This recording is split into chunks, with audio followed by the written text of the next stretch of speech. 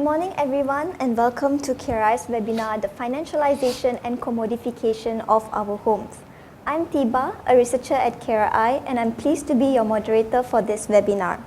We have an amazing panel of experts with us today, representatives from the government sector, the banks and the property developers to discuss this important topic. Before we dive into the discussion, let me start with a brief introduction to KRI. Khazanah Research Institute is a policy-based think tank that carries out research based on the pressing issues of the nation. We are a not-for-profit organization incorporated in 2014 and funded by Yayasan Hasanah. Since then, KRI has produced a number of reports on multiple areas ranging from housing, digitalization, social protection, labor market policies, and most recently on climate issues. Before we begin our discussion, I'm pleased to introduce our esteemed panelists. Today we have with us Dato N Jayaselan, the Director General of the National Housing Department under the Ministry of Housing and Local Government KPKT. With extensive experience in housing industry, he has served in various capacities within the ministry since 2008, including roles as Deputy Director General, Under Secretary and Special Duty Officer for the PMO. Prior to joining KPKT, he has also served in the Ministry of Defence. Dato Jayaselan has been recognized for his contributions with honours such as Darjah Kebesaran Johan Mangku Negara and the Darjah Sultan Ahmad Shah Pahang. Thank you, Dato, for joining us today. Next, we have Mr. Daniel Chin, the Director of the Financial Surveillance Department at Bank Negara, Malaysia.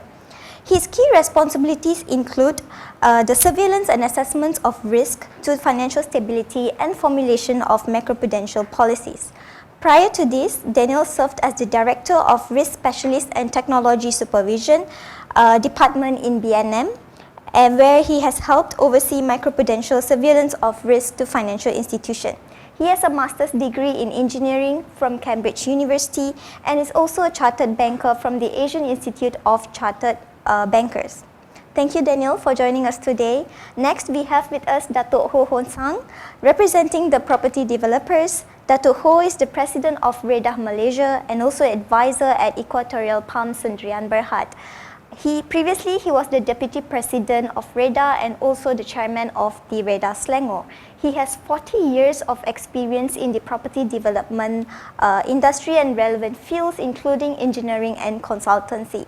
He was the Group CEO of Masing Group Berhad and had held leadership roles at Suraya Berhad and also Sunway Berhad. A first-class honours civil engineering graduate from University Malaya, he has also attended the Harvard Business School's Advanced Management Program. He is also a member of the Institution of Engineers Malaysia and a registered professional engineer with a practicing certificate from the Board of Engineers Malaysia. Thank you, Dato, for joining us today. And lastly, we have Dr. Suraya Ismail, our Director of Research at Khazanah Research Institute and also the lead author of this report. She's also a council member for the National Cost of Living Council, NACU, the National Council of Digital Economy and 4IR, and also the Panel of Experts POE member for KPKT.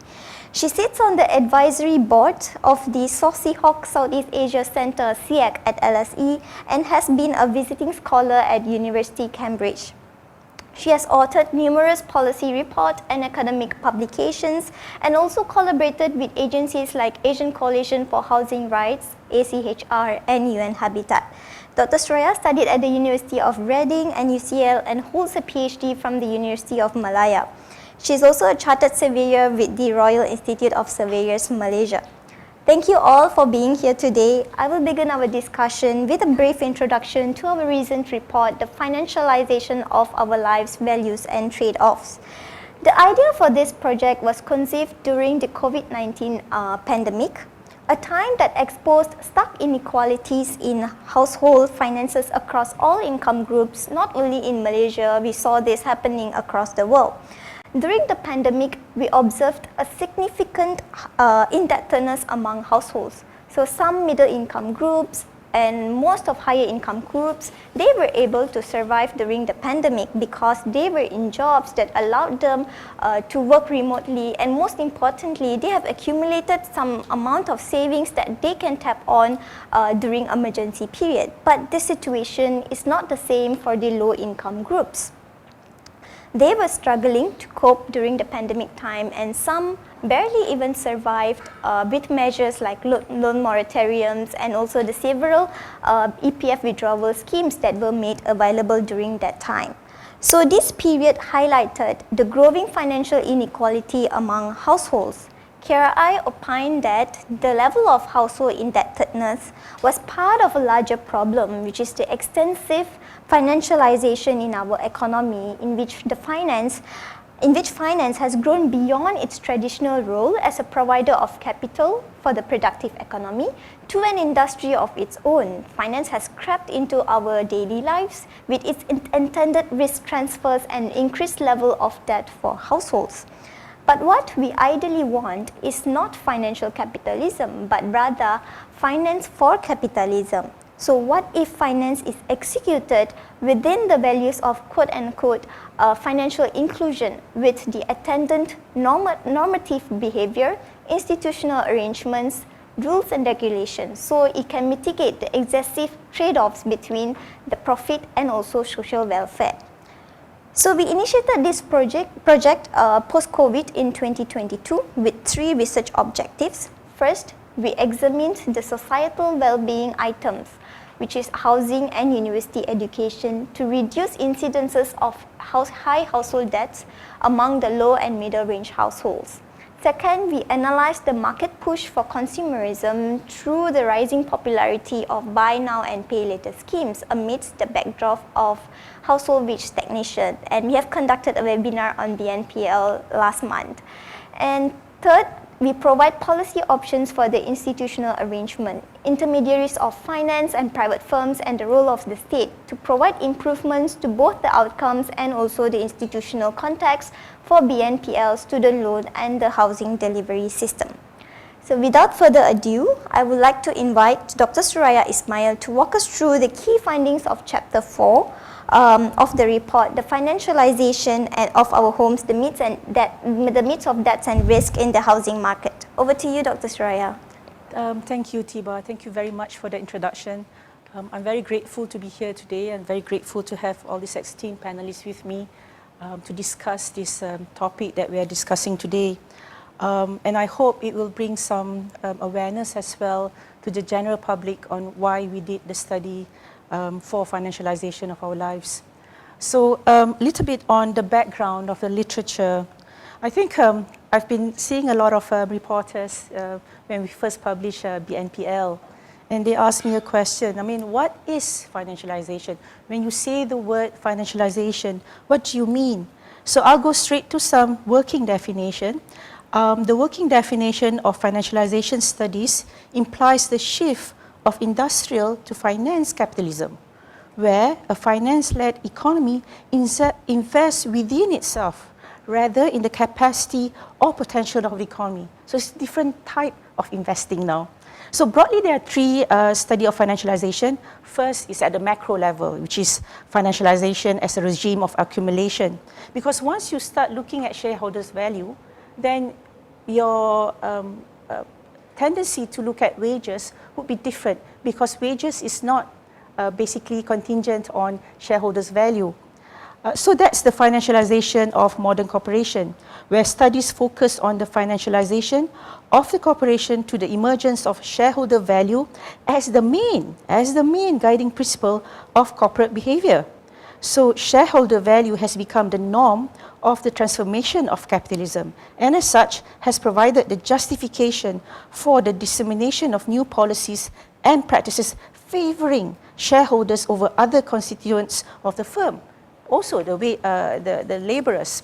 So the financialization of the everyday, as this slide shows, is basically an outcome of the financialization of the economy and the financialization of the modern corporation.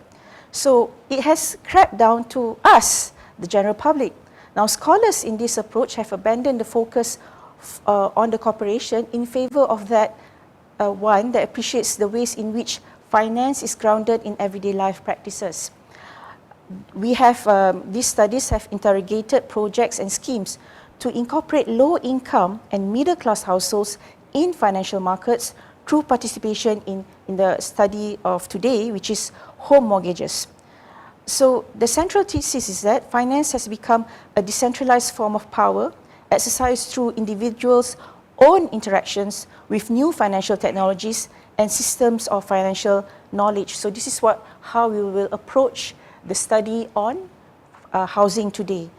So if daily activities have been financialized, and if so many housing delivery system is also making buyers as investors, what can we do in order to make sure that things will not go on this trajectory? Because if we see other studies from all around the world, this sort of trajectory will only cause more detriment, more household debt.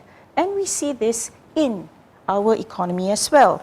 So if you look at the right-hand side, the size of the financial sector has grown significantly over the years, surpassing GDP.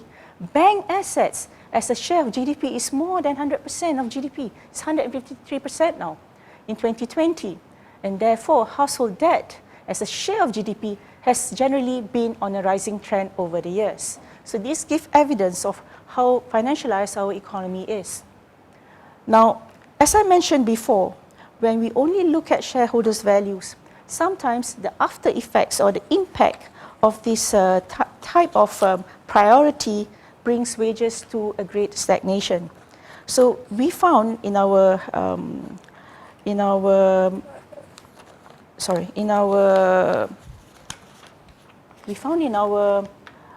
study that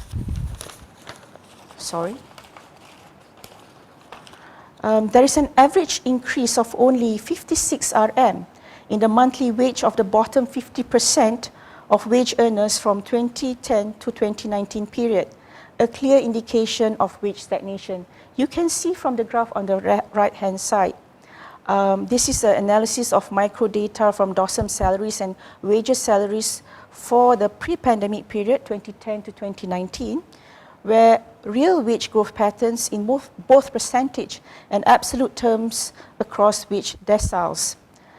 The percentage analysis reveals much higher growth rates for low-wage workers, but driven entirely by the introduction of minimum wage.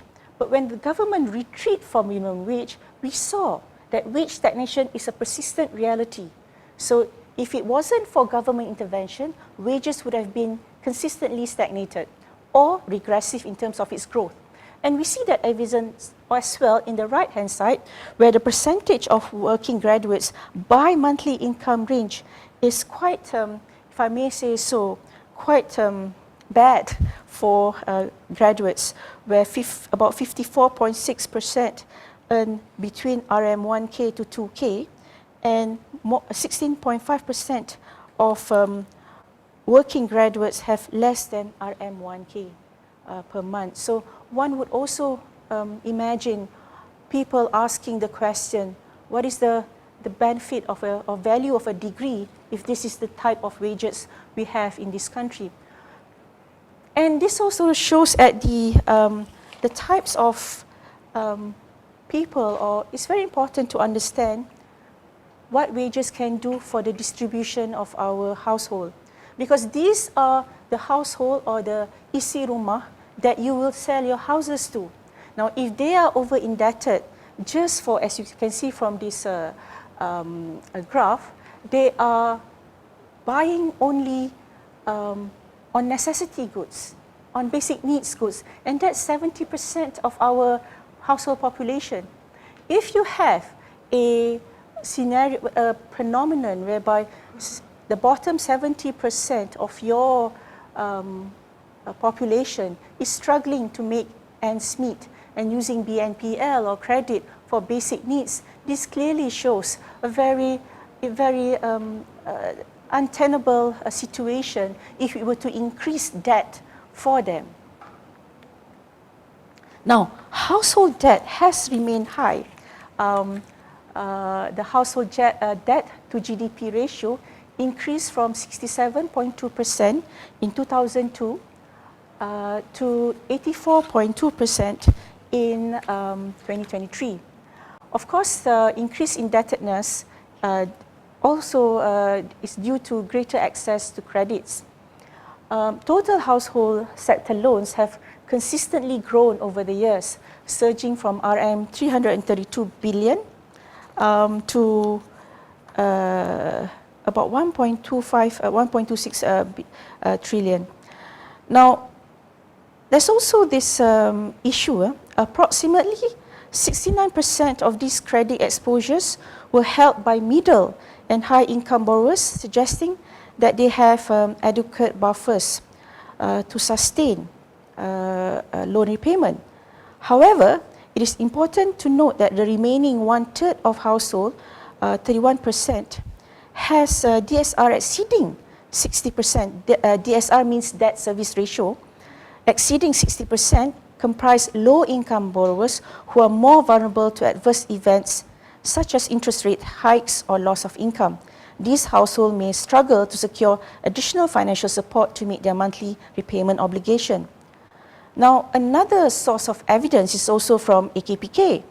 The enrollment of borrowers to the debt management program by the Credit Counselling and Debt Management Agency has increased from 23,000 in 2021 to 34,000 of borrowers in 2022, signaling growing concerns about the financial well-being of households. A survey conducted by the KPK reveals that 3 out of 10 Malaysian working adults need to borrow money to purchase essential goods, citing factors such as high cost of living, lack of surplus income, and high debt commitments as primary reasons for their inability to save. So this is the current phenomenon of our household. Now, let's go into today's topic. So I wanted to give an overview of what sort of population we have in our country, and is it fair to then burden them with more debt? That's a question, but we shall answer that, I suppose, within the debates that we'll have later. So residential properties dominate total loans within the banking system and the household sector. So these are, on the left-hand side, are the total loans by purpose from 2006 to 2023. And then on the right-hand side, this is from, our source is from Bank Negara, composition of debt by purpose within the household sector. So you can see that housing credit has taken up the largest proportion of total household loans, and its share has persistently increased from 36% in 1997 to 60.5% in 2023. This is followed by loans for motor vehicles and, of course, personal use. Now, when you want to take loans for housing, do you take loans because it's expensive, or do you take loans when the house price is right and then you take loan? So this is our barometer of, in the first place, are houses affordable? Now, I think later, Dato Ho and the rest would say there are many ways of looking at what is an indicator of housing that's affordable. But I think I'm safe to say that maybe KRI and Bank Negara, I don't know about GPN, but I hope we are on the same platform, that the median multiple barometer or indicator is basically one of the better indicator of housing affordability. Why do I say that? So you can read the graph itself. Why do I say that? It's because the method in which the median multiple is arrived, as opposed to, say, housing cost burden or residual income, which is already also reported in our report, also from the REHDA report, also in Bank Negara report. The difference between the median multiple and the rest is that the median multiple does not take into account financing. Because if you take into account financing, this is what happens. You can really make sure financing makes housing quote-unquote affordable. Because, say for example, a house is 5 times the median multiple. So rather than 390, it's 600,000. but you can still quote-unquote afford because first, you increase the tenure. You increase the tenure means monthly repayment is very low, so it is deemed or seen as affordable. And then secondly, you increase, nampak tu the mortgage parameters, the loan to value ratio. 1980s, 80%, and then go to 90%, soon 100%. So all these things give the impression that you are basically having a good deal from buying expensive homes because you can buy expensive homes with better financing. But does it really mean that? It means you're more indebted. At the same time, considering the background that I gave before, how indebted you are to begin with and how wages have stagnated, is this the way you want to lead your life? Because if houses were truly affordable following the median multiple, we would not have this problem. Now, that's the first point, which is what I want to bring forward, which is let's not make housing affordable, quote unquote, just by financing. Let's make housing affordable in its price. Then financing would be not, orang kata, mencekik leher you lah kan. So it won't be such a big burden for you to enjoy a decent standard of living. So that's very important. Now, about we've also have a lot of discussion about what is the housing delivery system in Malaysia. I think sometimes when I speak in this way, people don't quite understand, especially the general public. But I think the esteemed panelists here and those who are in the housing studies, they understand what sell and build is, what build and sell is. But for the Malaysian population, where when you want to buy new build, or you tak nak beli rumah yang orang kata secondary lah, you tak nak beli rumah yang orang lain dah pakai, you don't want to use a house that other people have used, you want a brand new home, and that's what you want. This is the house that you want to buy. That's your aspiration. That's great. Now, the only way for you to get that is via the sell and build method. Now, let's talk about the sell and build method that has been done in our country. Okay, so if you look at the chart, there's a buyer, there's a developer, there's the home, and there's the banks. Now, the characteristics of this system.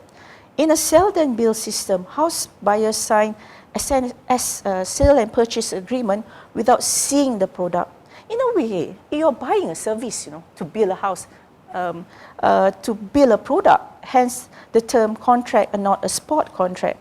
This housing loan is subject to a registered charge being created on the house purchased as collateral once a separate title to the house in the name of the home buyer is delivered by the developer. So in fact, sebenarnya, general public, you have already signed the charge annexure when signing the loan agreement. And that's why kalau you tengok in the event of abandonment, you will not get your house, but you still have to pay the loan. Because you have signed that, because that's the position of what you are. The position of the purchaser as a non-secured creditor only manifests upon insolvency of the developer in the ranking of creditors in a situation where the home buyer has already begun servicing the housing loan. So that is the root of the problem in a sell and build system as being practiced here. If you look at other countries, it's not being practiced that way. So we will discuss that later in the Q&A. In our country, when you sign the S&P, you are a non-secured creditor.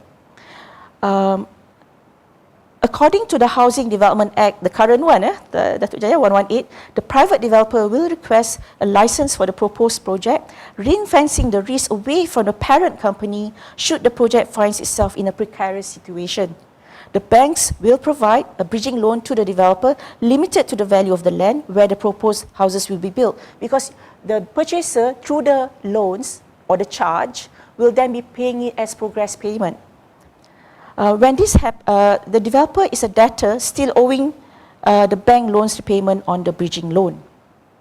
So, when things go wrong, what happened? In the event of abandonment, banks and other secured creditors, not you, the purchasers, auction the land during the liquidation process. Purchasers do not get the house nor the land. And that's why it's a big issue in our country, because of the housing delivery system that we have, and it's been dihalalkan oleh the legalities and the institutional arrangement of this country. So, what do we do? People always say, KRI always tell us problem. What is the solution? Okay, first and foremost, the values that informs us. We must take away from financial capitalism a system that just reinforces itself, a system that is based on shareholder value and nothing else, just make itself more profitable. But go for finance for productive economy, finance that gives wages, good wages for not just the owners of the firm, but also the workers of the firm. If we go there, then it mitigates the excessive trade-offs between profit and social welfare. So there are two things that I want to speak as an ending to this presentation. First, a shift in the conceptualization of housing market efficiency. Many times in my 10 years of working with my esteemed panelists in policy circles, we always define housing efficiency as when the market clears, then this is when we have attained the benefit of the capital economy. But what if we were to look at it this way? An institutional conceptualization of housing market quote-unquote efficiency is defined in terms of the ability of the market institution to adapt its structure to provide the outcomes that the economy requires. Meaning, if the economy have this sort of population, young 60% are doing basic needs, how do we provide housing to this sort of group? How do we achieve objectives that would make everybody, in a way, satisfied with adequate housing? So first and foremost, number one, make houses genuinely affordable as opposed to affordable financing. Cheap and easy access to finance induce artificial demand for housing. If the housing supply remains relatively inelastic, this increase in demand due to affordable financing can push house prices even further. This results in house buyers committing to more expensive housing, in addition misdirecting future housing supply towards higher priced houses because it can be sold, but at the backdrop of higher debt for household. Second, migrate to build and sell. A just system dictates that home buyers must not carry the burden of commercial and construction risks in housing development. I just think it's not fair. Currently, buyers are investors without the added protection as developed in other countries. So some detailing of these two broad policy strategies. One is making housing generally affordable. So now, measurements of the 3-time median multiple in cities and towns. Currently, government has introduced the guidelines in each state, but only at the urban, non-urban strata level. This is insufficient since housing markets are created at the level of cities and towns. Great, jauh beza dengan Ipoh punya market. So we cannot say luar bandar Ipoh is the same as Greek. So we must have median multiple in that way. Second, discontinue housing mortgages with longer time periods or intergenerational loans. I've discussed this a lot. The longer the mortgage period, the more house prices will increase due to financing. As you see from the graph, there is a high correlation. 3, introduce down market penetration ratio to monitor incoming housing supply. So we have median multiple to tengok the affordability. Now look at the penetration ratio, which is what we normally put in developed countries for developers lah. The ratio of the lowest price unsubsidized formal housing unit produced by the private sector in significant quantities. This indicator is good because it will demonstrate the structure of the housing market, whether there is a filtering of all houses to the less affluent and new houses only cater for the aspirational class. So the structure of industry could be seen by the supply of housing coming in. And then we can make really precision policy sequencing or options once we know this. Migrate to build and sell, or this is my second and last policy option. Migrate to build and sell, or more protection to consumers.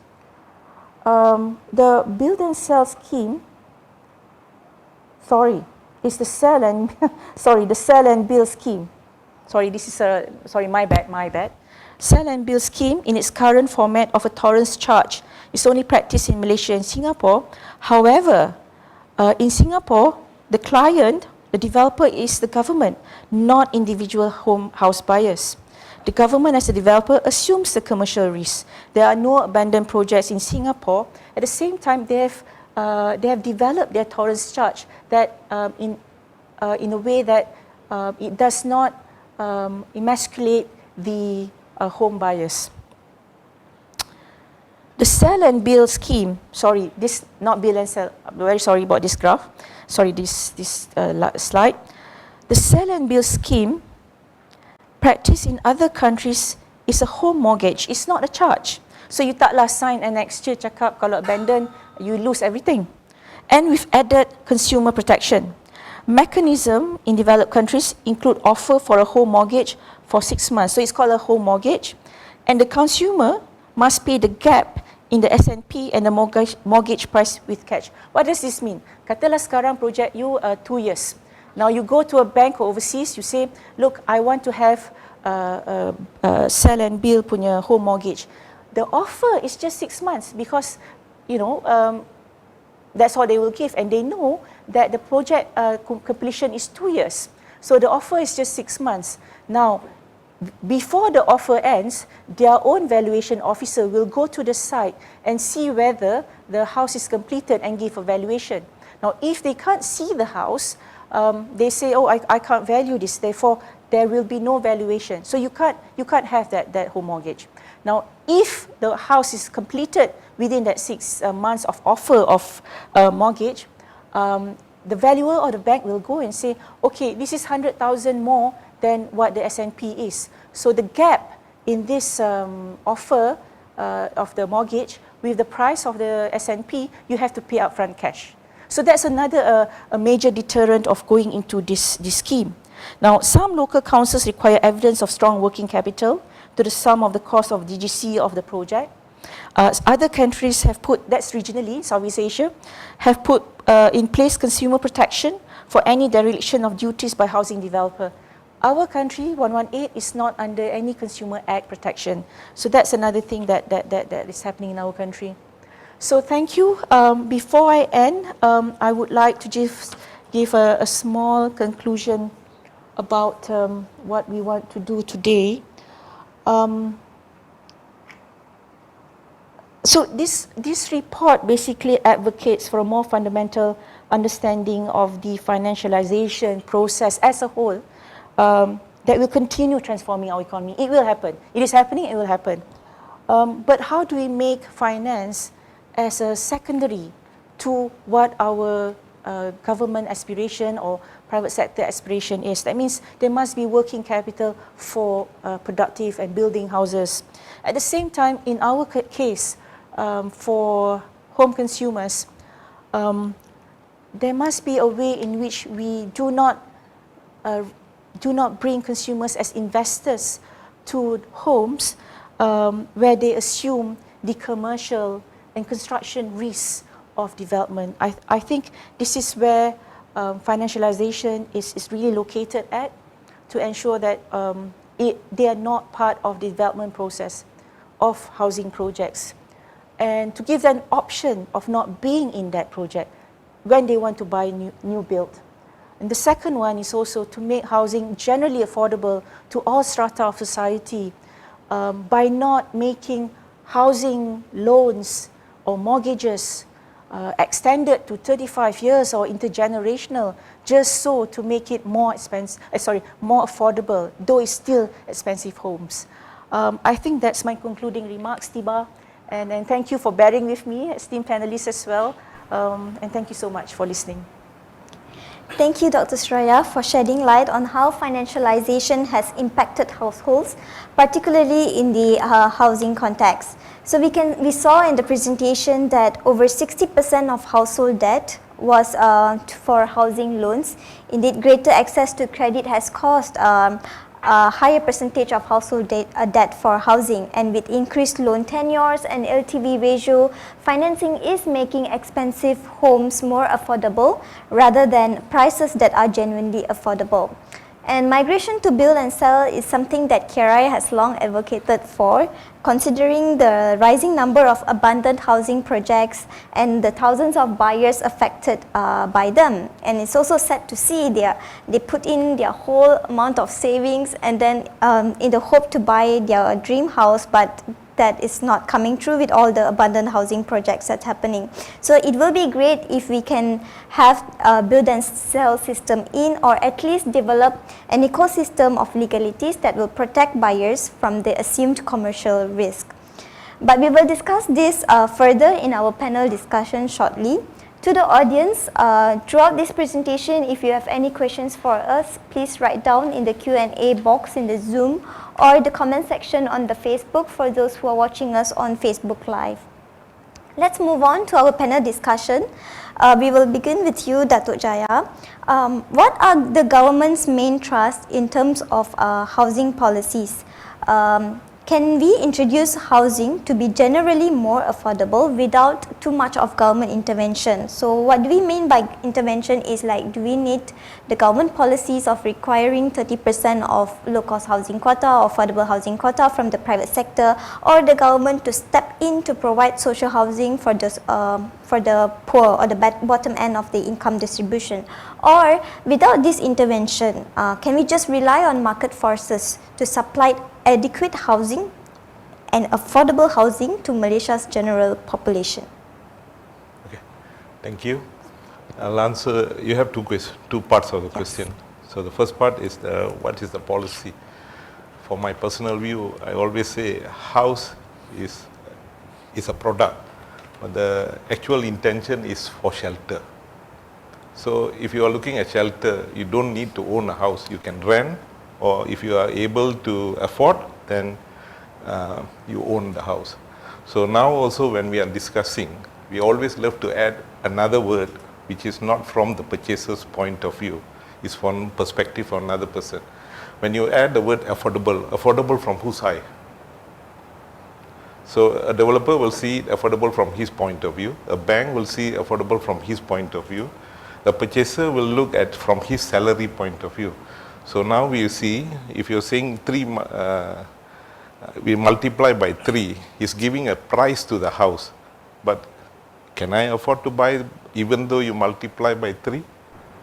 Because nobody talks about my cost of living.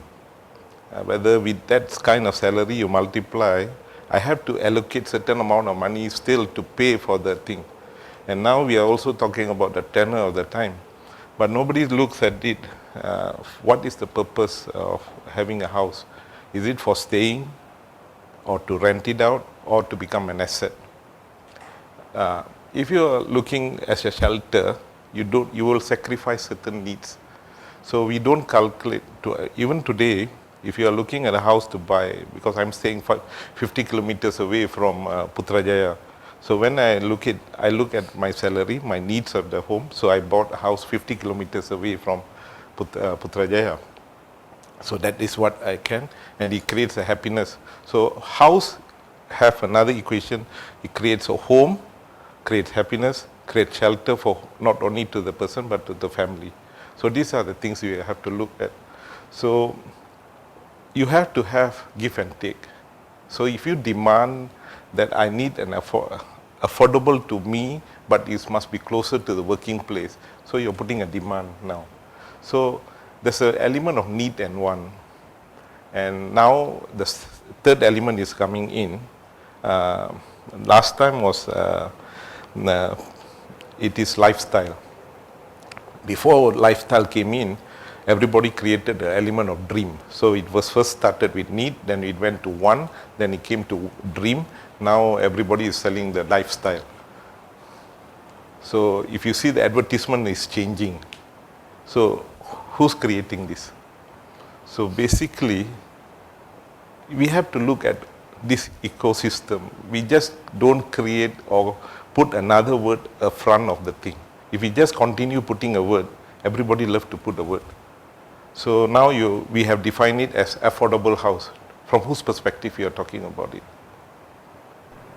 You know, end of the day, nobody go and ask the guy, can you afford to pay? Okay, now I buy a house for 200,000, so you multiply it for 30 years, you have to pay for roughly about 600. Can he afford to pay 600 if he have 5 kids in the house? Which one he have to decide? Whether to buy, to spend the 600 or to have. If you go to the bank will ask you your situation of your family. How many wife? Sorry.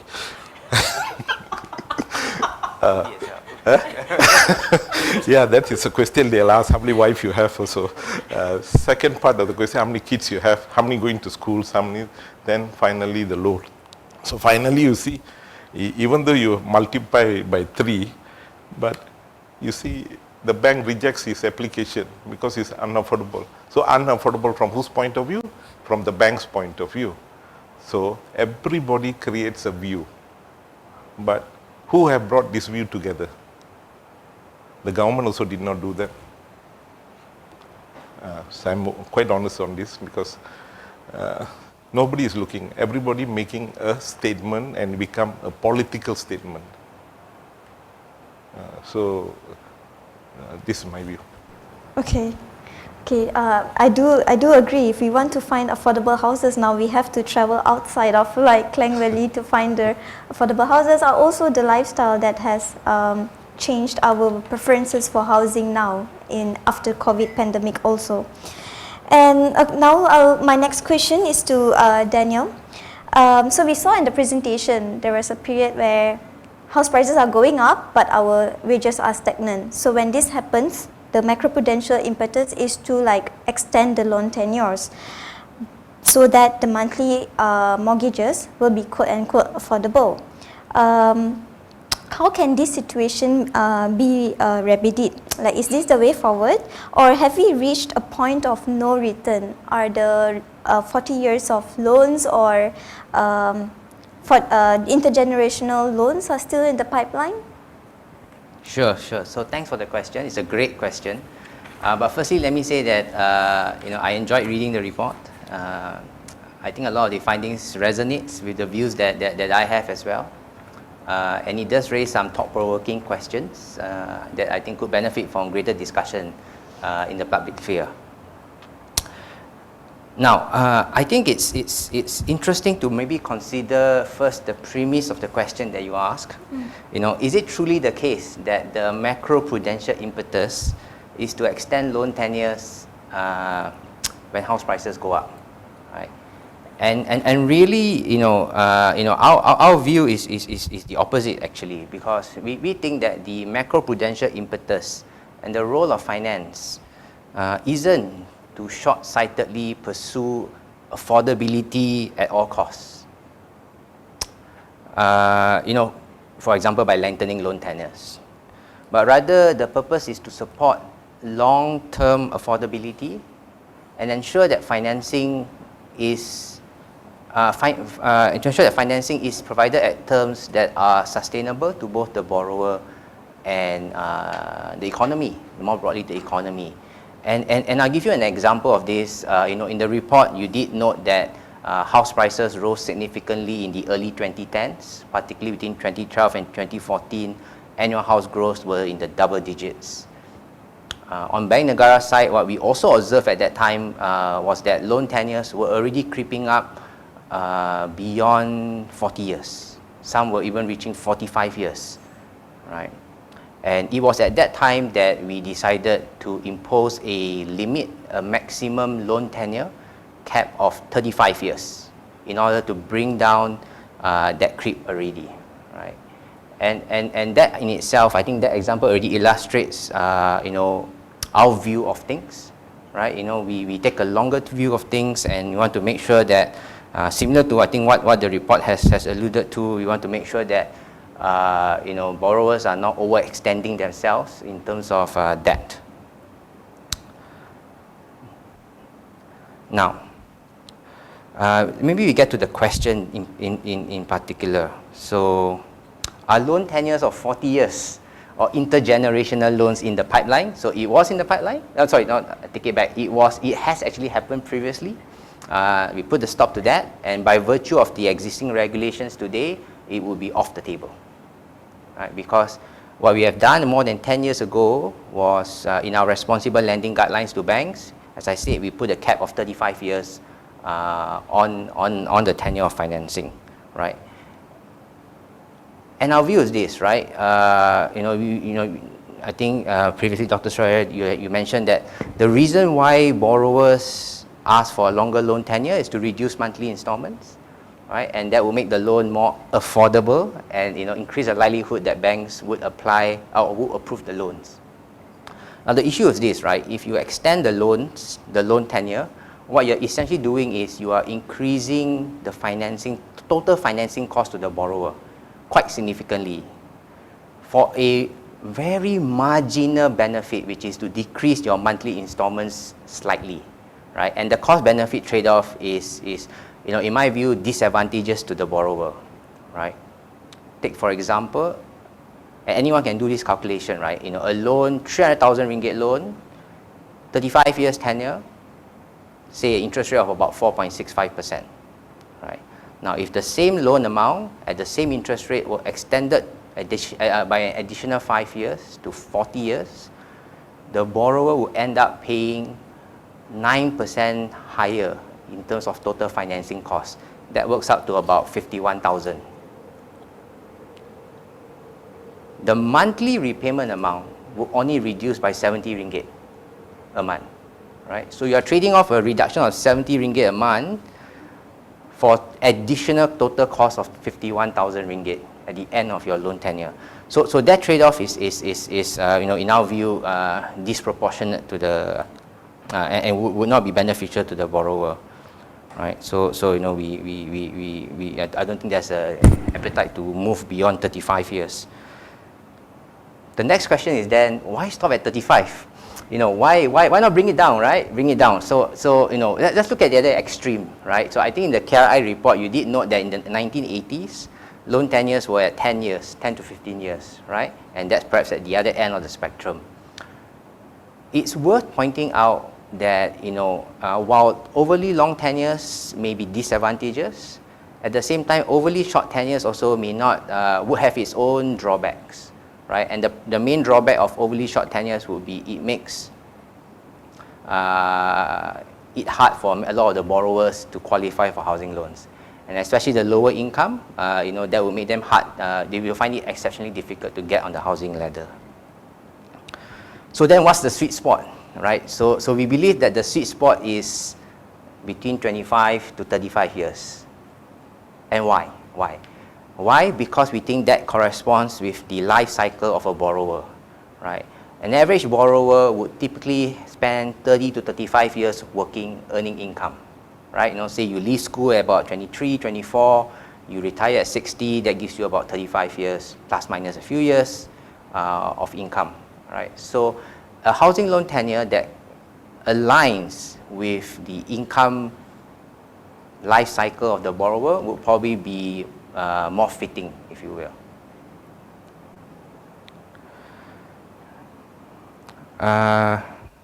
Maybe just one more thing I would say, if we take a step back from loan tenure, right, and we look at this issue more holistically, there are two things I think we need to think about.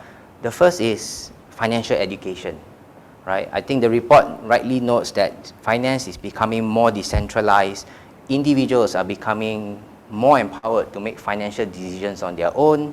And of course, as we all know, with great power comes great responsibility, right? And it is financial education that is important to create that awareness of the responsibilities that come with having a housing loan, having a loan of any sort, right? Because ultimately, it's in the hands of the individual consumer to pick the financing terms that is most suited for their needs, right?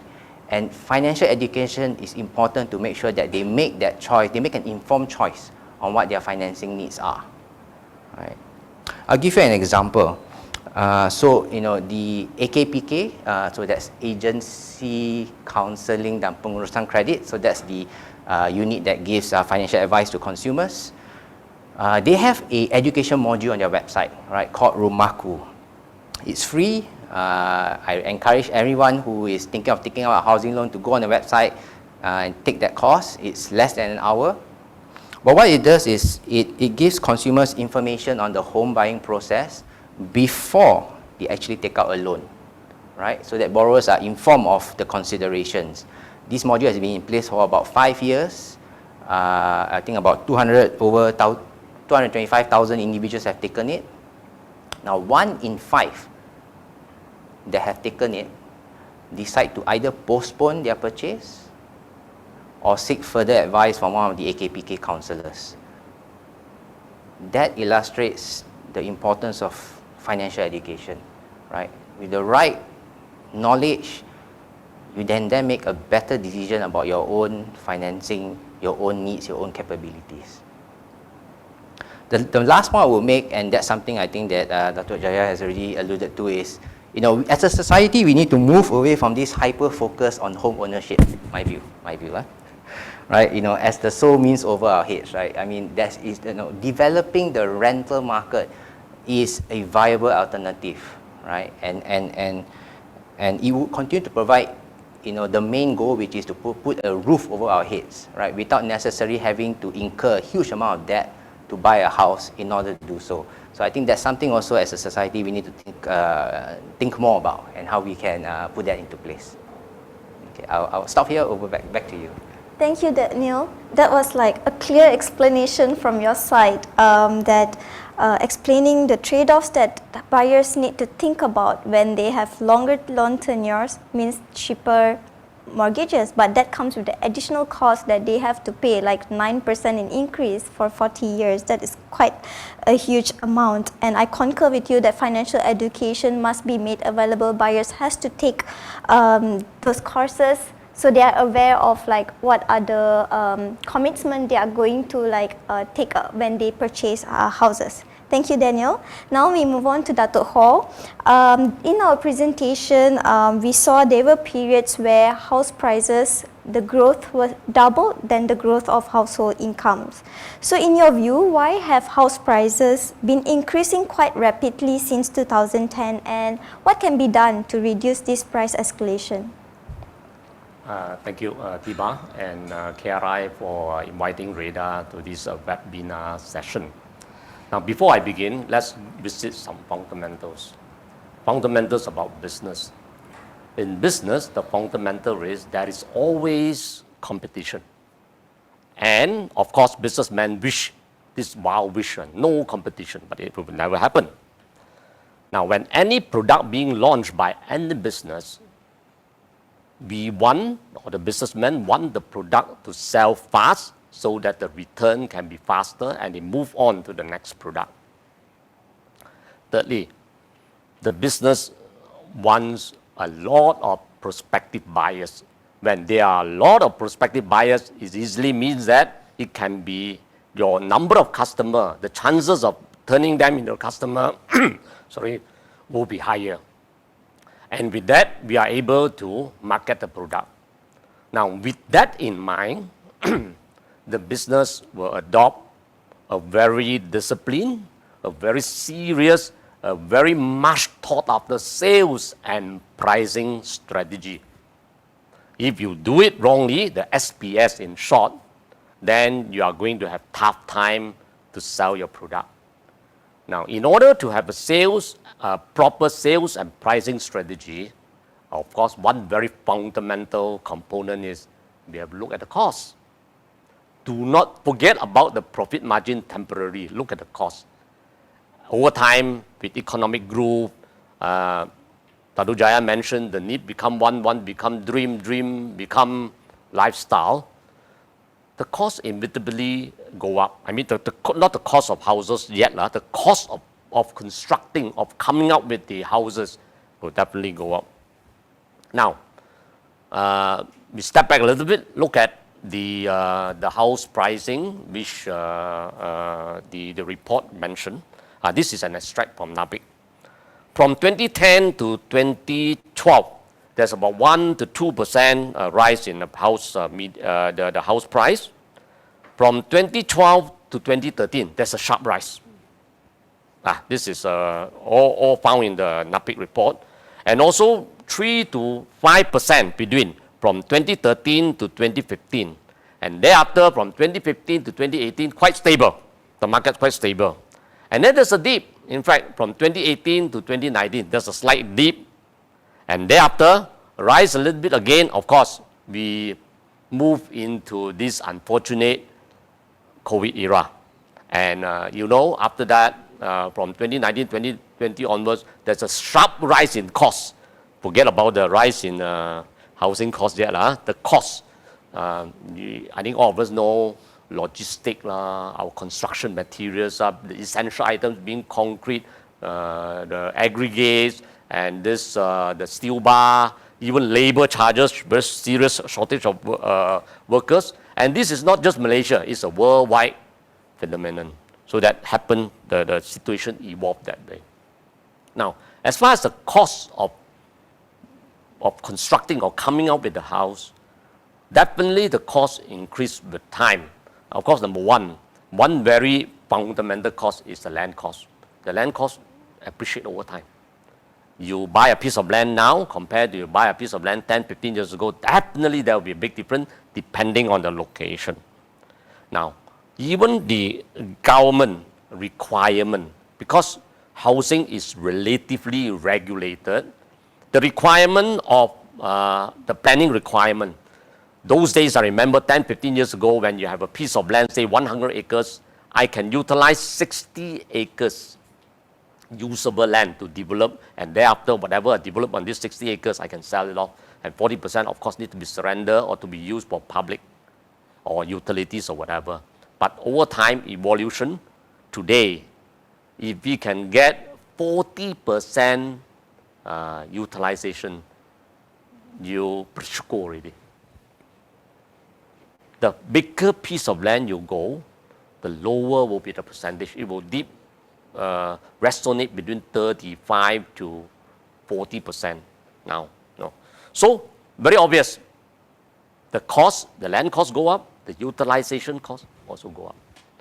Now, other than that is the government requirement of provision of affordable or social housing. Minimally, averagely 40% social housing, which the government control price. Say, for example, if I develop 100 units of homes, if I'm allowed to sell free price, say I price it 400,000, so 100 units will be about 40 million, correct? Now come the requirement. Instead of you are allowed to sell 100 units free price, you are only allowed to sell, you are not allowed to sell 30% free price, which means 30 units is a regulated price, say 300,000. So 300,000, if based on 30 units, is 9 million. So in order to get back my 40 million, the balance 17 units are to sell slightly more than 10% higher, not 400,000, not 400,000, but 443,000. So you just imagine the cross-subsidization cost is one of the components of the cost increase. And of course, more stringent requirement as we move along. The technical department, say for example, JKR, hey, I want this road to be upgraded because you did a development there. Even though the road is in place, I even heard from developers complaining to REHDA that, hey, my development is here, the JKR road is 1.5 kilometers away. I need to upgrade that road. So all this contribute to some form of cost to the project. That means the technical requirement cost.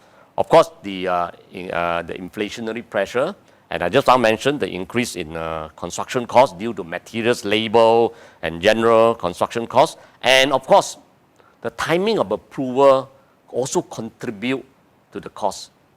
You see, in order for a development to be launched, we need to go through within 14 to 18 government departments. You just imagine the time taken to get everything approved and you start the launching, which also simply means that your interest costs come in because you loan to buy land and you do a lot of these startup costs and all that. So that is also a component of the cost. Now, so basically, these are the few very essential components why the price of houses goes up with time. It's not that developer, you got to trust me that, hey, I want to price it higher so that I can make more profit. It's not the case. It's just about making the product feasible to run the business. And that is the bottom line of how pricing, as I mentioned just now, the sales and pricing strategy. Now, since Daniel is around Bank Negara is very, very strict on valuation. Say, for example, if you want to sell this unit at 500,000, yeah, you can sell, no problem. But the bank, under Bank Negara strict regulation, sorry, I'm not going to support 500,000 valuation. I may only go for 400 or 450. And thereafter, the margin of financing, the tenure of financing will creep in. Well, if those who can afford 500,000, then I will go ahead. If for those who cannot afford, sorry, I give up. The buyers I'm talking about, they give up. So, in one way, Bank Negara also regulate the pricing of houses to be launched very closely because they determine the financing package. So I think, in short, this is my contribution to this answer, to this question. Thank you, Dato Ho, for sharing those perspectives from developers' point of view. My next question is to Dr. Suraya. One of the report policy option is to reduce the tenure period, and if the tenure years are shortened, monthly mortgages will be very expensive, and some buyers will find it very difficult to get their loans approved, and also some may be forced to pay higher monthly mortgages. So how do we tackle this? Thank you, Tiba. So I'll answer this in a few modules, but quick ones.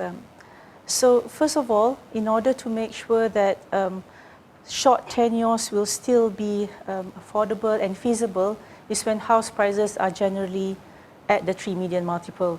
Because we look at the global studies of cities, even in developed markets, developed economies, if you peg, I don't like to use the word peg, nanti Dato' Ho marah.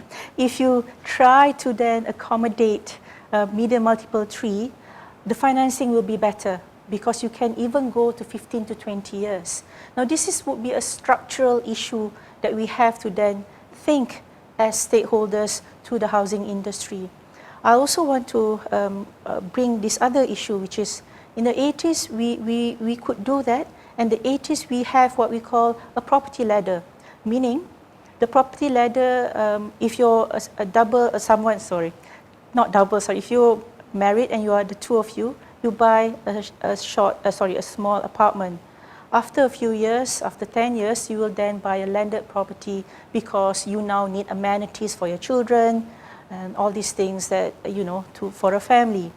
So that property ladder can only be done if tenures were shorter because you can sell your house, then buy another one and still have some cash or residual from the first sale of the house. However, if we look at a study that we made a few years back, that is not happening. Because of the long tenures, the 35 years, people are only buying once. So this is also the thing about even in their 25-year-old, they feel that they have to buy a house because if not, I can't sustain. It's 35 years. So that induces people to buy quicker, and that makes house prices even worse off. Now, the thing about renting is good because but you have to have shorter tenures in mortgage because you have to be complementary. So at 25 you can't buy, fine, you rent. And that's why we always agree that we have to have the akta rental because if not, the secured tenure, shelter will not be provided with adequate standards if you don't have akta sewa. However, so lepas 10 tahun bekerja, after 10 years, you buy a house. But if you need to pay 35 years, that means it will creep into your 60 years of your pension. Now, EPF figures, we don't have enough.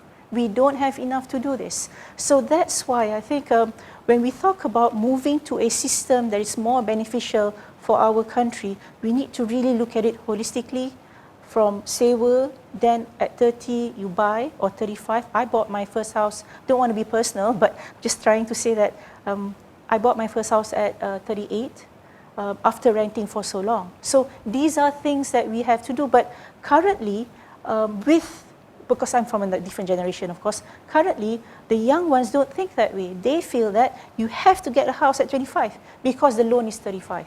So this sometimes policy induce people to behave in a different way, and as a whole, we don't get the housing sector that accommodates our needs. Thank you, Tiba. Thank you, Dr. Suraya. So looks like we have to make the prices to be affordable first, then we have the system ready for us to move into the shorter tenure periods. With that, I would like to remind our audience again to submit your questions in the Q&A box in the Zoom or Facebook comment, and we will address them during the Q&A session. My next few questions will be very much related to the KRI's recommendation to migrate from build and sell system. So Dato Jaya, on average, we have about 30,000 home buyers affected either by abandoned, sick or delayed projects every year. We have noted this in our report also. So if moving to build and sell system will mitigate this issue, and why are we not moving towards there? Or what are the government's effort on the migration to build and sell, and what incentive could be given to facilitate this transition, or you think we should not be transitioning to build and sell system? Okay, thank you. Actually, idea whether it's sell and build or build and sell is not an issue. It is an issue of integrity, basically. But KRI have highlighted to go on build and sell. So let us talk on build and sell. To have a build and sell is just not on the paper, and currently is only on the SPA, sales and purchase agreement. There is a concept of build and sell. So our build and sell is only, we have two. That is, which is under the regulation, is one is for landed and one is for strata. But there is another one which is considered build and sell also, which is 0-100. That is not regulated at all. That means so whoever build the building first, complete 100%, then they start to build. So it is also build and sell. So the one in Malaysia, we are only talking about 10-90 concept. You pay 10% first, then 90% later. Okay. So now we only have SPA on SPA. So why is not picking up? The most of the things is that you have to see now the concept of housing or commercial development is already started into a township. It's not naturally started. Those days in the 17th century, 18th century and all these things is naturally started. Today it's been designed. So designed by whom? Designed by the developer. They own 500 acres, 1,000 acres and all that thing. So it's natural. It's not no more naturally designed. It's been forced design. That means they take the risk, they put into it and they design it. So amenities comes in, they have to pump in a lot of monies and all that thing. So who going to bear all these upfront costs? So this, nobody is talking about it. Okay, second part of it. So now I'm going to go for high-rise building. Okay, if you go into a high-rise building, I have to complete the whole 40 floors if I have a 40 floors. So if I build a 40 floors, the law currently don't allow me to, if I complete 10 stories, I allow you to go into a temporary CF to occupy the units. So, and the construction still goes on the 11th to the 40th. So that means you allow a rolling of cash flow in. So we are not thinking about shortening ease of the cash flow things. So we are just telling, okay, bill. Okay, I bill, but my cash flow, then your condition, you have to have land. Dato I highlighted, you have to have accommodate schools, you have to have water. All these amenities costs, who going to bear? Is also factored in cost. So if you want to have a build and sell, we are talking about Singapore, we are talking about Australia and all these things. But nobody look at the whole structure, how it works. So the issue of structure, nobody discuss. If you bring the structure into this country, like in Australia also, you can build a 40-story, but first 10 stories you build complete. then you can move in, then you allow the next one to go on. In Singapore also same. While the CF is not been issued, a renovation can take place into the story which is being completed. So early start, early bird are allowed. In this country, that structure is not there. So when we throw the idea, we also have to look at how the structure must be designed to make sure this is being implemented. If you talk to Bomba will say, no, my safety is not there. Then you talk to the local authority say, no, you have not completed this amenity, how safe. You talk to Dosh have their own, how the lift going to work, you know. We have no technology know-hows. Okay, let the lift structure works at up to the 10th floor, then we continue. So stringent methodology is not there. So you want to go for build and sell? Fine, not only on the SPA alone. Today is only staying at the SPA level, but banking structure is not ready to accommodate this, because if you say I only build 10 floors first, the bank said, oh, how I want to go do end financing for 10 story because I need to own my bridging, or my cost is for the 40 stories. So that banks have to look at, local authority have to look at, the safety nets have to be looked at it. So the whole ecosystem have to be transformed. If you don't transform the whole ecosystem, you will be only in the textbook and sits in the library forever. Okay, but I have a follow-up question. Okay. Like, are there any talks in the government sector to at least get ready the ecosystem for we us ask to move in? government, I only can discuss from the JPN point of view. For JPN point of view, we have prepared build and sell concepts. SPA there is. If you're asking for rebates and this, it cannot come from one agency. As a government as a whole, no. My answer is that rebates is a short-term element. For long-term lasting impact, you have to change the whole structure of this one. So there must be a tall order to look at it as a totality, that whether we want to move in or not. Because now developers are looking at the cost, because they have to own the whole structure for 4 years. If like a 40-story, they have to own it. Because they are no more looking at pocket development. They are looking township. If we are looking at pocket development, the cash flow is pumping into one location. So they have to stagger it up. So who's going to give them the staggered cost? That is the question. So if you ask him to bear the cost for 5 years for a 60-story, then the next person will say, why you want to build 60-story? Then you build 10-story, that is what you can afford. So efficiency, next question will arise. So we have to tackle all the scenarios to resolve it. Okay. Okay, understood. Thank you, Dr. Jaya. Okay. So, Daniel, most banks in other countries are reluctant to give mortgages for sell then build, and this is reflected in the loan mechanism, where the gap between housing loans and house prices must be paid by cash. And Dr. Suraya also mentioned just now, like for example in the UK, banks will do a valuation. If they find their valuation to be lower than their property price, then buyers need to supplement with their cash or engage with the developers to negotiate for a price reduction.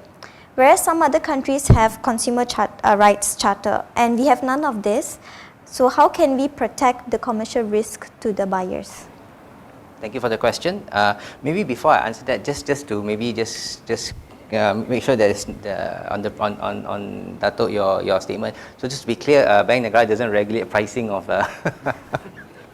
pricing of properties. So our perspective comes more from making sure that the borrower, when they take a loan, the loan is commensurate with the value of the property. Because otherwise the risk is you might end up in a situation where the borrower is in negative equity, which means that the loan is now bigger than the actual value of the house later on, and that's the problem when it comes to indebtedness and financial stability. Sorry about that. Just want to make sure that our listeners are clear and they don't take away the wrong message. Okay, so on the question of build then sell and sell then build, it's a tricky question. But maybe before I answer the question, it's worth probably giving credit where credit is due, right? I always get this mixed up. Build then sell. No, the sell then build, which is what we have today, right, has had some successes, right? And I think even in KRI's earlier report in 2019 on rethinking housing, I think it was noted that, the model came at a time when there was a need to rapidly ramp up the housing stock in Malaysia, right? And I think the sell then build the sell then build model arguably was quite successful, right, in meeting the changing demographic needs of our country, right? And you look at the proportion of home ownership today in Malaysia is very high. It's what, 76%? It's higher than many countries in the region, higher than the UK and the US as well, right? So to that respect, maybe there's in terms of whether it achieves good outcomes for the majority of Malaysians, probably yes, right? But that isn't to say that we cannot refine, and we shouldn't refine on the concept, right? I think, personally, I would be open to exploring, how else we can improve on this, what other models we can adopt. Build then sell is a viable option, I think, right? And I do agree that with the KRI report that the key downside of the sell and build model is that home buyers in the primary housing market are now bearing the commercial risk, which arguably should be or can be better borne by the developer, right, who is making the strategic decisions, what to build, the concept and all that, right? And probably our comment on this in regards of the role that financial institutions play, right, or more specifically what the central bank expect financial institutions to do when it comes to the issue of abandoned housing, because that is the risk of this approach, right? I think first and foremost, we expect the banks to treat borrowers who are affected by abandoned housing with due care and consideration, right? So they need to show empathy. They need to try to help these borrowers as much as they can, right? So that's number one, first and foremost, right? Banks are also required to assign a dedicated officer or unit to liaise with these borrowers, and of course with the National Housing Department and the relevant authorities on the issue of abandoned housing, right?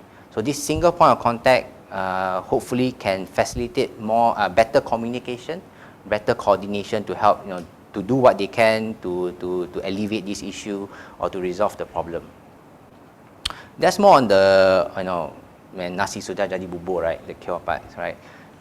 Prevention is probably equally as important as cure, right? And so two things that we expect our banks to do here is, firstly, before they grant financing, bridging financing, right, to the developer, they need to make sure that the developments are legitimate, right, not scam.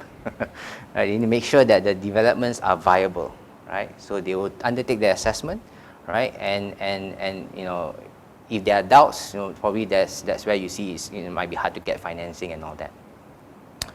I think secondly also we expect the banks to put in place adequate controls, right? And controls to make sure that funds are used for their intended purpose, right? The funds that are disbursed to the developers, which is on a phase basis, these are going to the right, they are funding the right things, right? And there's no leakages and all that. So that's another thing that we expect our banks to do. Now that's not to say that with all this, then the issue of abandoned housing goes away, right? As we know, it still goes on. One could argue that even one abandoned house is one house too many. But here I want to stress that there are already systems in place, as I just described, that tries to safeguard the well-being of the borrowers, right? And of course, if you are affected by abandoned housing, if a borrower is affected by abandoned housing, and you have questions about your home financing, there are avenues that you can reach out to, right? You can, of course, should liaise directly with your banks in the first instance. You can reach out to AKPK. Of course, you can also contact Bank Negara. We have our link unit, which is responsible for interfacing with the public. You can also contact them for questions or for advice. Now, can further safeguards be put into place? I think so, right? I think this is an area I look forward to listening to more ideas from the rest of my guests or the participants here. With that, I'll turn it back over to you. Okay, thank you, Daniel, for sharing those insights.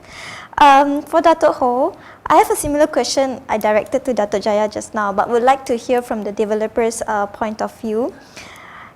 So what will happen to industry if we migrate from sell and build to build and sell? And what do you think that developers should receive the incentives to facilitate this transition, or you think we should not transition at all?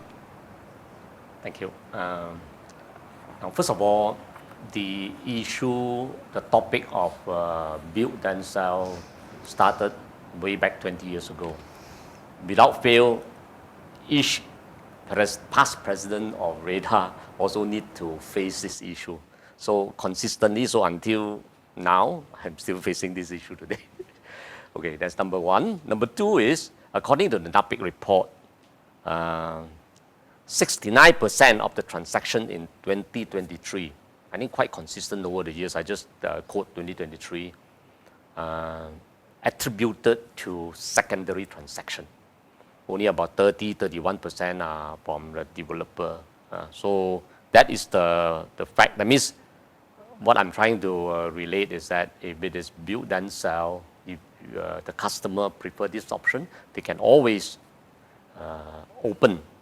The secondary market is always open for them to acquire while this model of build and sell. Of course, what's the impact to the market? Now, currently for a typical project, in order to implement a build and sell, the bank financing need to put additional to 50 to 60% of the development costs. So this is a huge sum of money. That means the exposure of the bank to the developers will be higher, much higher than the sell, than build. So in that respect, other regulations will come in, single customer limit, whether any stringent requirement being imposed by the bank, and also maybe the bank will, because it is too risky to fund so much, they may want to increase the financing rate, the interest rate and whatnot. So that is the impact. And of course that impact will lead to higher costs. And this higher cost will lead to the higher cost of the house. Not only that, beside the higher cost, the other consequence is the number of launches. That means the developer can only, now probably they can do, say 10 launches. Under build and sell, from our research and findings and feedback, probably they can only do four. There's a reduction of 40% of the launches. So that means the supply to the market will be affected.